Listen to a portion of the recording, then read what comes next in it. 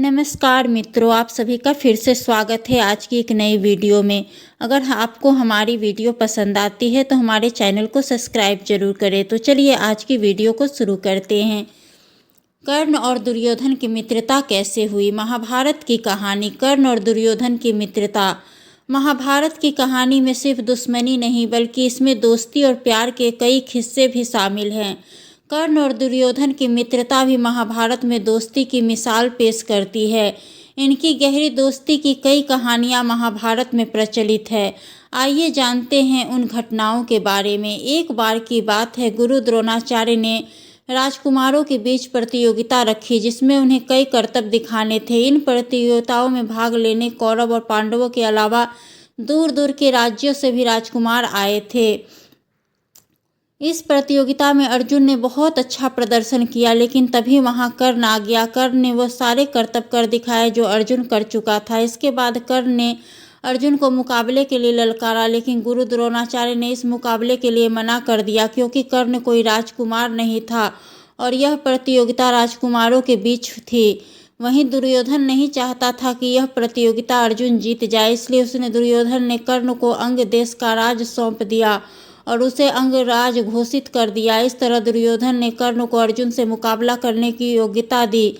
इस घटना के बाद कर्ण सदा दुर्योधन का आभारी रहा और उसे अपना परम मित्र मानने लगा। कर्ण ने हमेशा दुर्योधन की मदद की और एक ईमानदार साथी का फर्ज निभाया। कर्ण बहुत वीर था, इसलिए वह दुर्योधन को योद्धा की तरह लड़ने की शिक्षा देता था। दुर्योधन जब भी अपने मामा शकुनी के बहकावे में आकर पांडवों को धोखा देने की सोचता तो कर्ण उसे कायर कहकर धिक्कार देता था। एक बार दुर्योधन ने जब पांडवों को जलाकर मारने के लिए लक्षागृह का निर्माण करवाया तो कर्ण को यह बात बहुत बुरी लगी। कर्ण ने कहा, दुर्योधन, तुम्हें युद्ध के मैदान में अपनी वीरता का प्रदर्शन करना चाहिए, न कि छल कपट करके अपनी कायरता का प्रदर्शन करना चाहिए।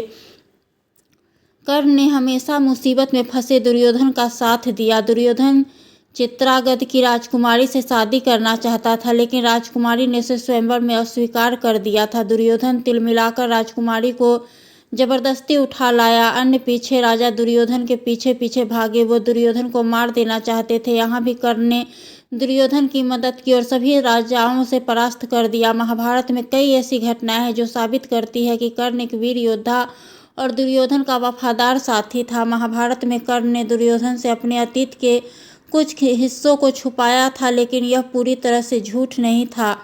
कर्ण ने दुर्योधन को यह नहीं बताया था कि वह सूर्यदेव और कुंती का पुत्र है और उसे जन्म के साथ ही त्याग दिया गया था। उसने यह भी नहीं बताया था कि उसने भगवान परशुराम से शिक्षा प्राप्त की थी। हालांकि कर्ण ने अपनी क्षत्रियता और धनुर्विद्या कौशल के बारे में कोई झूठ नहीं बोला था। यह भी ध्यान रखना महत्वपूर्ण है कि कर्ण ने दुर्योधन से मित्रता उस समय की थी जब वह अपनी असली पहचान से अनजान था। जब उसे अपनी असली जाति का पता चला तो उसे दुर्योधन के प्रति अपनी वफादारी बनाए रखने का फैसला किया, भले ही इसका मतलब पांडवों के खिलाफ युद्ध करना था। कर्ण के कृत्यों और नैतिक दृष्टि से कैसे देखा जाए, इस पर बहस जारी है। कुछ लोग तर्क देते हैं कि उसने अपनी असली पहचान छुपाकर गलत काम किया, जबकि अन्य का मानना है कि वह अपनी मित्रता और वफादारी के लिए प्रतिबद्ध था। कर्ण के चरित्र की जटिलता महाभारत को एक महान महाकाव्य बनाती है। कर्ण और दुर्योधन की दोस्ती से हमें यह सीख लेनी चाहिए कि एक दोस्त को अपनी दोस्ती का सही परिचय कैसे देना चाहिए। कर्ण का अपने मित्र दुर्योधन के दिए वचन और कर्ण की दोस्ती की अहमियत को समझने की मानसिकता से यह पता चलता है कि वास्तव में दोस्त के लिए सम्मान के लिए कर्ण ने अपने प्राण तक का अर्पण कर दिए। दोस्ती कृष्ण और सुदामा की भी अपने आप में एक उदाहरण है, लेकिन कृष्ण और सुदामा की दोस्ती को कर्ण की दोस्ती से बराबरी करना गलत होगा, क्योंकि भगवान श्री कृष्ण स्वयं विष्णु के अवतार थे। जीवन और भावनाएं उनके काबू में थी, जबकि कर्ण एक इंसान था। समाज में तिरस्कार जलते हुए अपने लोगों के सामने पेश किया गया था। कर्ण लोगों के कटु वचन सुनकर अपनी मित्रता से अधिक नहीं हुआ बल्कि दृढ़ता